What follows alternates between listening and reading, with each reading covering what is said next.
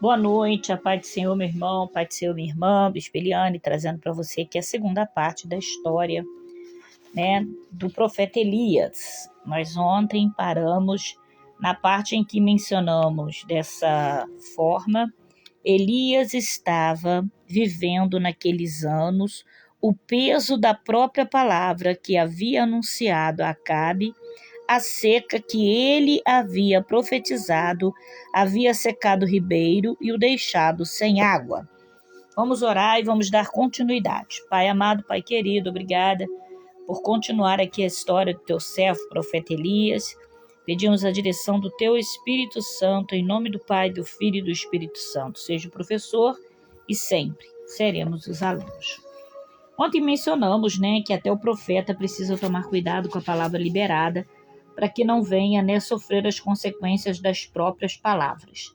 Continuando a história de Elias, e agora, pois, por 2 anos, ele comeria apenas um tipo de refeição feita com o mesmo ingrediente, farinha e azeite, ou seja, dando continuidade à punição que ele também recebeu, porque muitos inocentes sofreram, e quando o inocente sofre com uma palavra profética, o profeta sofre junto. No cumprimento do ministério, existem momentos que Deus nos deixará viver a consequência causada pela própria palavra que anunciamos. Vou repetir. No cumprimento do ministério, existem momentos que Deus nos deixará viver a consequência causada pela própria palavra que anunciamos. Essa é uma forma de Deus nos mostrar que quem leva a sua palavra deve estar preparado para vivê-la primeiro. Muito forte, né? Mais tarde, porém, o filho da viúva de Serepta contraiu uma doença e veio a falecer. Tanto o profeta como a viúva entenderam isso como uma ação de Deus. Mas quando Elias estendeu-se por 3 vezes sobre o menino, invocou o Senhor, a onipotência de Deus novamente se manifestou e a alma do menino voltou a ele e ele reviveu. 1 Reis 17, de 17 a 22. Outros detalhes interessantes é que Deus fez Elias dar um passo de cada vez nesse momento da sua vida.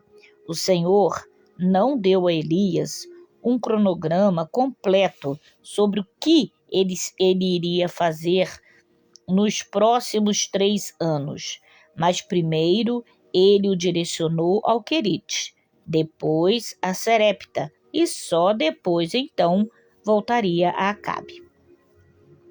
Deus é mestre em dirigir em cada momento as nossas vidas.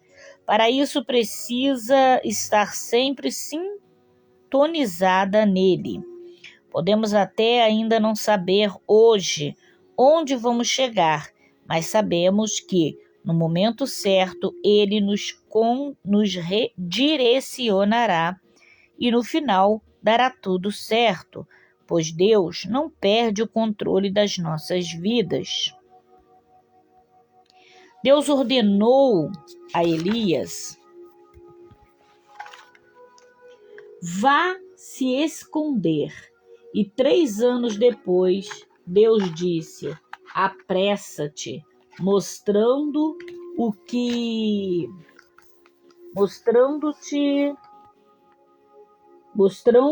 que não, nas mãos dele está o caminho que devemos seguir. Deus havia ensinado a Elias a viver um dia de cada vez.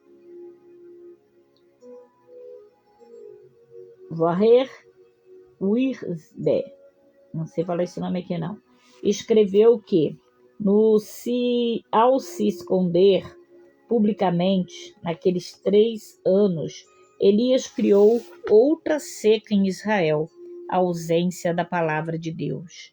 Quando Elias apareceu de novo a Acabe, depois daqueles anos de seca, ele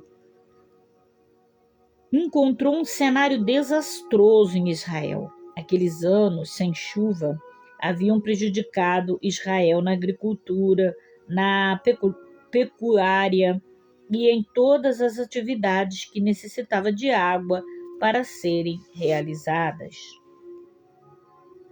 Foi então que Elias desafiou Acabe mais uma vez, convidando-o para subirem ao Monte Carmelo, juntamente com todos os profetas de Baal e Aserá.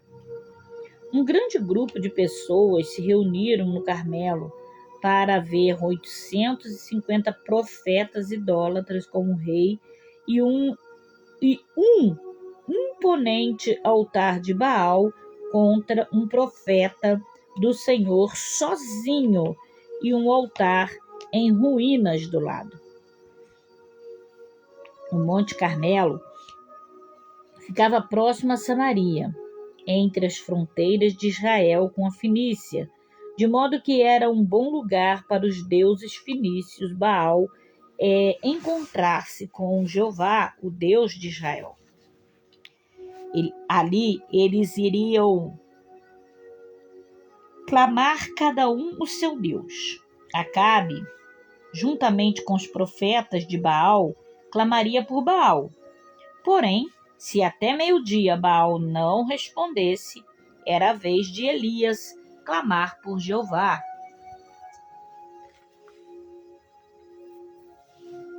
O Deus que responde com fogo seria, o Deus que respondesse com fogo seria o Deus verdadeiro. Os profetas de Baal clamaram, gritaram, fizeram todos os rituais sagrados durante todo o período da manhã, porém não tiveram resposta. Ao meio-dia, Elias zombou deles, dizendo que talvez Baal estivesse dormindo, meditando, ocupado ou, quem sabe, viajando. Aproximadamente às 3 da tarde, que era o horário do sacrifício da tarde em Jerusalém, Elias tomou a frente no confronto, reparou o altar do Senhor, que estava em ruína, tomou 12 pedras, jogou 12 cântaros de água sobre o altar e orou ao Senhor para que ele respondesse com fogo. Há alguns detalhes importantes aqui. Por que o altar do Senhor teve que ser separado? Porque as ruínas, devido ao abandono e a apostasia, porque estava em ruínas, devido ao abandono e a apostasia do povo. Os sacrifícios não eram mais de Jeová, e sim a Baal. Com frequência, durante uma reforma religiosa, altares rivais ou inaceitáveis eram destruídos. Elias reparou o altar do Senhor, que estava abandonado, destruído, e há muito tempo não recebia sacrifício. O reino do norte havia se dividido no reino do sul e agora tinha apenas 10 tribos. Não seria o certo pegar 10 pedras? Por que Elias pegou 12 pedras? Porque Elias sabia que Deus não aceitaria um sacrifício de um altar dividido. Deus só receberia aquele sacrifício se 12 pedras estivessem no altar. Assim, o altar se tornou um símbolo da verdadeira identidade de Israel. Por que 12 cântaros de água? Porque aquela era a melhor oferta naquele dia. Todo o altar deve ter um sacrifício, e o melhor sacrifício naquele dia era ofertar de água, porque há 3 anos não chovia em Israel. Elias estava ofertando a Deus uma oferta de valor. Elias orou ao Senhor Deus. E Deus respondeu com fogo, consumiu o holocausto, a lenha, as pedras e a água. O que vendo todo o povo caíram prostrando e gritando: só o Senhor é Deus. Só o Senhor é Deus. Só o Senhor é Deus. A resposta com fogo era um sinal de que Deus havia aceitado o sacrifício. Imediatamente Elias mandou o povo pegar a oferta de Baal e matar os profetas de Baal e matar a todos no ribeiro de Quizon. Foram todos condenados à morte em cumprimento de uma antiga lei israelita contra apostasia. Quem sacrificar a outros deuses, exceto ao único Senhor, será destruído. Êxodo 22, 20. O lugar de adoração em montanhas sagradas normalmente ficava na base e não no cume, que era considerado terreno santo, inaceitável às pessoas comuns. Apenas no fim do episódio, após matar os profetas de Baal, Elias subiu ao cume do Carmelo para oferecer sua oração pedindo chuva. 1 Reis 18, 42.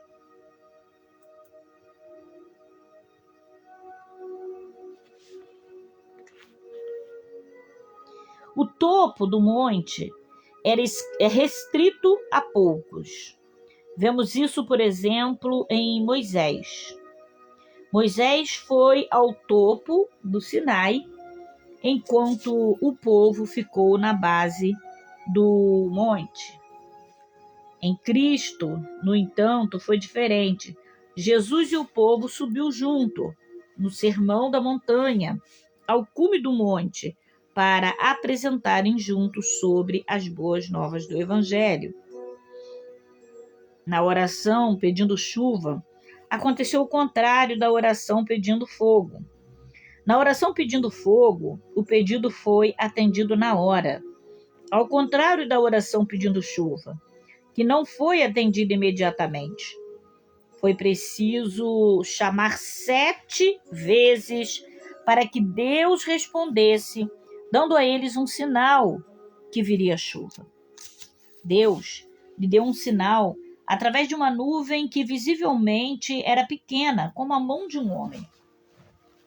Mas seria um agente divino, que uma grande chuva chegaria em Israel. Existe oração que Deus responde na hora. Existe oração que precisamos ter paciência e perseverarmos em orar até que Deus venha responder. Elias disse a Acabe que se apressasse e voltasse correndo para Israel, para não ser interceptado pela chuva. 1 Reis, capítulo 18, versículo 41. Do Carmelo até Jezreel são aproximadamente 30 quilômetros.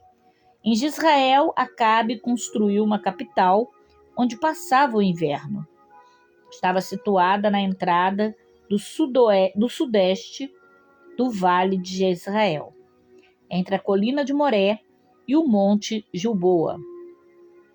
Escavações trouxeram à tona um grande recinto real, murado, que data desse período, ocupando uma ampla porção da colina. No entanto, a Bíblia diz que Acabe foi primeiro com o seu carro para Israel e Elias foi depois andando. Porém, a mão do Senhor veio sobre Elias, o qual cingiu os seus lombos, e ele correu à frente de Acabe e chegou primeiro a Jezreel. Versículo 46. Só o nosso Deus, né? Para fazer algo assim. Isso é fantástico e enriquecedor. Elias, pela mão do Senhor, correu mais do que Acabe com seu carro. Só há uma maneira de se explicar isso. A mão de Deus pode nos fazer ir além do que os recursos e mecanismos humanos podem nos levar. A mão de Deus nos leva até onde somente Deus pode nos conduzir. Elias havia entendendo que existia coisas na vida que, se Deus não fizer, ninguém mais faz. Quando Jezabel soube que Elias havia matado os profetas de Baal e Aserá e que o povo havia voltado a adorar Deus Jeová, seu coração encheu-se de fúria. E Elias teve que fugir para não ser morto por Jezabel. Elias fugiu para Judá e ali se deitou e dormiu debaixo de um zimbro, que é um arbusto que cresce de 1,5 metro a 3 metros no deserto. O zimbro é o único arbusto que oferece sombra nessas regiões secas e áridas. Ali Elias pediu a Deus a morte.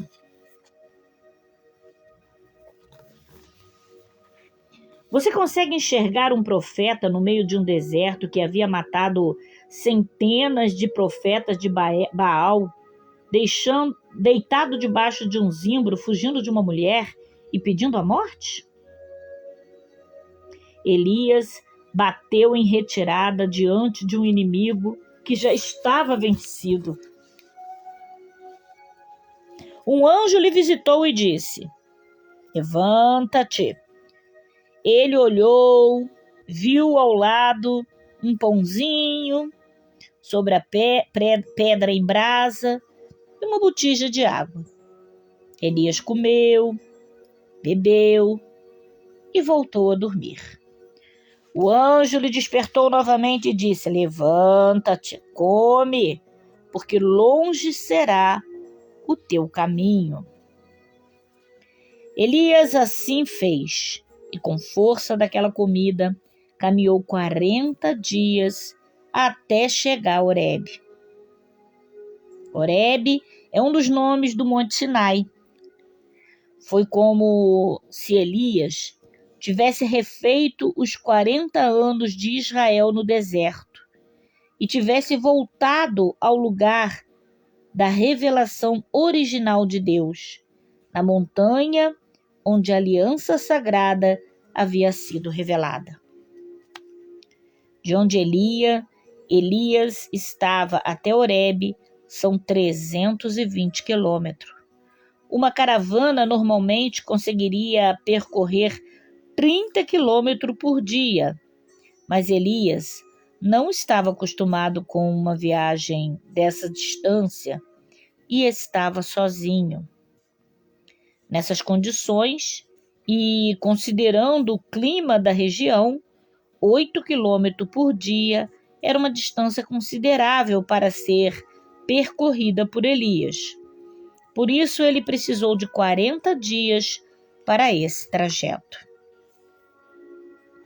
Chegando a Horebe, Elias entrou em uma caverna e ali passou a noite. O Senhor lhe perguntou: o que fazes aí, Elias? É sugestiva essa pergunta. Deus estava dizendo a ele: com tanta coisa que ainda tenho para você fazer aqui, você está fazendo o que aí dentro dessa caverna?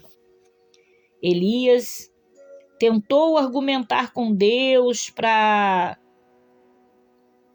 dizendo que estava cansado, deprimido, desanimado, havia sido zeloso e não havia sido correspondido.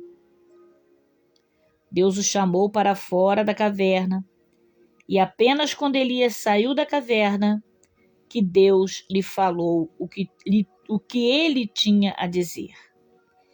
Existem experiências que teremos com Deus apenas depois de nos posicionarmos fora da caverna, que nos escondemos na vida.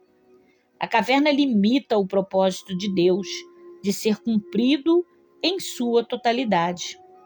A caverna limita a visão em relação ao horizonte que representa o futuro. Elias precisava sair da caverna para entender o propósito de Deus. Aqui nós vamos dar outra parada e amanhã nós entraremos com a terceira e última parte da história do profeta Elias. Uma pequena consideração final. Nós aprendemos aqui, que um homem, um profeta, que destruiu 400, 800 profetas de Baal, 800 contando a Baal e a Será, como vai dizer aqui, bem dito, o comentarista escritor, que ele estava fugindo de quê? De que nós podemos considerar que esse homem estava fugindo? Elias, ele bateu em retirada diante de um inimigo que já estava vencido, porque Jezabel já estava vencido. Até então ele creu, ele acreditou, ele destruiu, ele zombou dos profetas. O que levaria Elias a esse medo? O que levaria Elias a esse desespero? O que levaria Elias a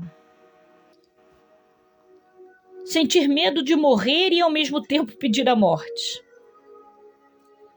Nós vamos entender que provavelmente Elias estava vivenciando uma crise de cansaço. E é aqui que nós entendemos que sim, Elias era humano. Porque só os humanos se cansam. Os anjos não se cansam, mas os humanos se cansam, se esgotam, se estressam. Quantas vezes você, eu, nós, em nossos ministérios, enfrentamos demônios, expulsamos entidades, potestades que estão destruindo a vida de uma pessoa com a autoridade do nome do Senhor Jesus, porque não somos nós. De repente, levanta-se um irmãozinho, fala uma palavra, magoa o nosso coração e pensamos em parar com tudo, em desistir. Uma ovelhinha nos olha atravessado, uma ovelhinha fala alguma coisa contra nós e nos sentimos desanimados de continuar a obra. O que é isso? Senão, algumas vezes, a nossa natureza humana gritando porque está cansada depois de uma guerra. Ou então não precisa nem ser ovelhinha. Uma pessoa, um adversário qualquer da nossa fé, se levanta contra nós, nos caluniam, nos ofendem, falam mal de nós, levantam uma calúnia, uma difamação. Você sabe que não é verdade. E você sabe que tu tem um Deus contigo, que vai te honrar, vai justificar, vai honrar o nome dele na sua vida, como eu costumo dizer, vai te justificar, porque o justo não se justifica, que aquilo não vai ficar muito tempo impune. E ao invés de você deitar e descansar crendo, nós, vamos falar assim de um modo geral, nós escolhemos nos desesperar. Fugiu da morte pedindo a morte. Foi muito engraçado, a situação de Elias aqui. Fugiu de ser morto e pediu a morte de Deus. Isso é uma confusão de quem está num nível de estresse muito elevado. Estava assim o nosso profeta, Elias, nesta parte da história. E o Senhor tem todo o zelo de cuidar daqueles que trabalham para ele. Porque ele vai dar pão, vai dar água, Elias volta a dormir, e muitas das vezes o Senhor nos dá uma prova de que é conosco, e muitas das vezes nós voltamos a desanimar. E aí o Senhor vai novamente e fala: levanta aí, rapaz. Vambora. Bora trabalhar que tem muita coisa ainda para você fazer antes de você vir para perto de mim. E Deus está falando com vidas aqui. Não pare não, porque grande é a sua caminhada. Grande é a obra que eu ainda tenho na sua vida. Até amanhã, na terceira parte final do estudo do profeta Elias. A paz do Senhor.